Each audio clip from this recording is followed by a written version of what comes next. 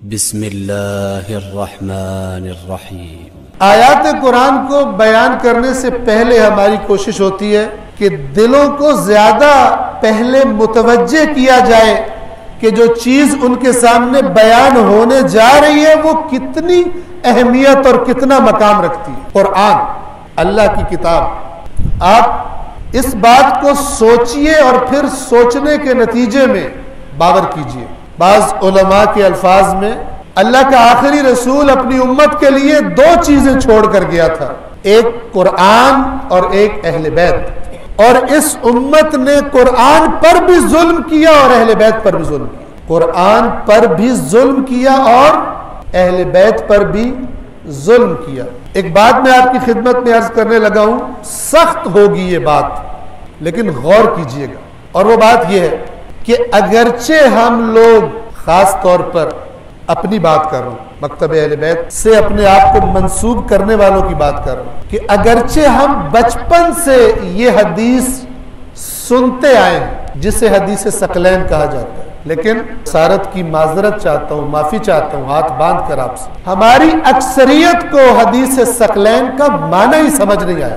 اگر حدیث ثقلین کا معنی سمجھ میں آ گیا ہوتا تو جس طرح محافل عزاداری کا جہاں پر نام آئے، کہیں پر کوئی اعلان کیا جائے، سننے والوں کے ذہنوں میں سب سے پہلے شیعہ قوم آتی ہے، بالکل اسی طرح جہاں بھی قرآن کا نام لیا جاتا سننے والوں کے ذہنوں میں سب سے پہلے شیعہ قوم آنی چاہیے تھی۔ اگر ایسا ہوتا تو ہم کہہ سکتے تھے ہم نے حدیث ثقلین پر عمل کیا، لیکن ہم سب بہتر جانتے ہیں، اچھی طرح جانتے ہیں کہ ایسا نہیں ہے۔ شیطان نے، ابلیس نے اللہ کے حقیقی دین سے دور کرنے کے لیے امت کے ایک حصے کے ساتھ ایک چال چلی اور امت کے دوسرے حصے کے ساتھ ایک اور چال چلی۔ شیطان کے پاس ہر شخص کے لیے، ہر گروہ کے لیے ان کے مزاج کے مطابق ان کو گمراہ کرنے کا پروگرام موجود ہے۔ کہیں اس نے دیکھا کہ ایک قوم اللہ کے نبی عزیر کا بڑا احترام کرتی ہے، اس نے ان کو اور دھکا لگایا اور پش کیا، یہاں تک کہ عزیر کا نام سبب بنا کہ وہ اللہ کے دین سے باہر نکل گئے۔ قرآن نے بتایا کہ یہودی کہتے ہیں عزیر اللہ کا بیٹا ہے، اور اللہ نے حکم صادر فرمایا کہ یہ جو کسی کو اللہ کا بیٹا کہتا ہے وہ کافر ہے۔ وہ قیامت کے دن یہ نہیں کہہ سکتا حضرت عزیر کو کہ اے حضرت عزیر ہم تو ٹھیک ہے ہم گمراہ ہو گئے لیکن ہوئے تو آپ کی محبت میں، آپ کی عقیدت میں، آپ اللہ کی بارگاہ میں حاضر ہو کر ہماری سفارش کیجئے، عزیر ان سے برات کریں۔ پھر ایک اور قوم کو گمراہ کیا۔ میں ان مثالوں کا ذکر کر رہا ہوں جو قرآن مجید میں موجود ہے۔ وہ قوم ہے عیسائی قوم، مسیحی قوم۔ ان کے پاس اللہ کے نبی حضرت عیسیٰ آئے، جب وہ دنیا سے اٹھا لیے گئے، شیطان نے انہیں کس طرح گمراہ کیا؟